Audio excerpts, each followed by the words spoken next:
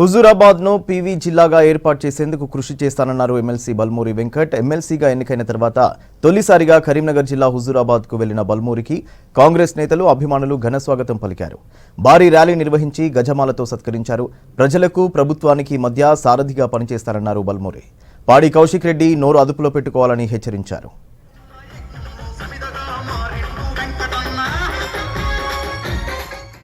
Congress party నాకు MLC పదవి రేవంత్ రెడ్డి గారు అదేవిధంగా రాహుల్ గాంధీ గారు నాకు కట్టబెట్టిందంటే ఏదైతే నికార్సుగా స్వార్థం లేకుండా ఏదైతే కాంగ్రెస్ పార్టీ ఇచ్చిన ఆదేశాల మేరకు ప్రజల సమస్యలపైన చేస్తున్న పోరాట తీరును చూసి ఏదైతే భారతదేశంలో అత్యధికంగా చిన్న వయసులో నాకు ఎమ్మెల్సీగా అవకాశం కల్పించడం జరిగింది.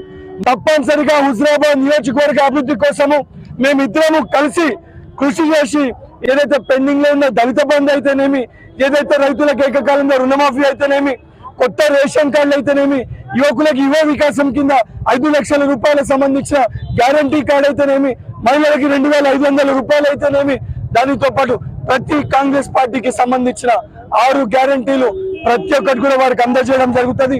దానితో పాటు కష్టకాలంలో పార్టీని పట్టుకొని కష్టాలు అనుభవించిన ప్రతి ఒక్క కాంగ్రెస్ పార్టీ కార్యకర్తకి బల్మూరి వెంకట్ ఒక నాయకుని లెక్క కాకుండా ఒక కార్యకర్త లెక్క వాళ్ళకి అండదండగా ఉంటా. గతంలో కూడా నేను హుజూరాబాద్ నియోజకవర్గ నా కుటుంబ సభ్యులకు ఒక మాట చెప్పిన, ప్రతి తల్లికి ఒక కొడుకునవుతా, ప్రతి తండ్రికి ఒక కొడి భుజాన్ని అవుతా, ప్రతి చెల్లెకి ఒక అన్ననవుతా, ప్రతి యువకునికి సోదరునవుతా, ప్రతి కుటుంబంలో కుటుంబ సభ్యులనవుతా. మా ఇసుక రవాణా జరుగుతుందో మా సోదరుడు ఆల్రెడీ దానిపైన గౌరవ ముఖ్యమంత్రి గారితో మాట్లాడిండ్రు.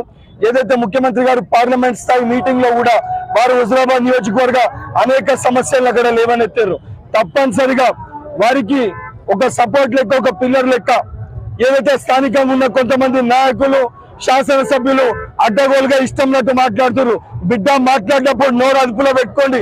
కేవలం వీడు ఒక్క వ్యక్తి లేడు, ప్రణవ్తో పాటు ప్రణవ్ గురించి మాట్లాడాలంటే బల్మూరి వెంకట్ కూడా ఉన్నాడని చెప్పి ఆలోచించి నోరు అదుపులో పెట్టుకొని మాట్లాడాలని చెప్పి చెప్తూ, ఏదైతే మేము గత ప్రభుత్వాల లెక్క మేము అధికారంలో ఉన్నాము, ఇక్కడ మా ఈ నియోజకవర్గంలో మా శాసనసభ్యుడు లేడని చెప్పి ఫండ్స్ ఇవ్వకుండా గత పాలకులు చేసిన విధంగా కాంగ్రెస్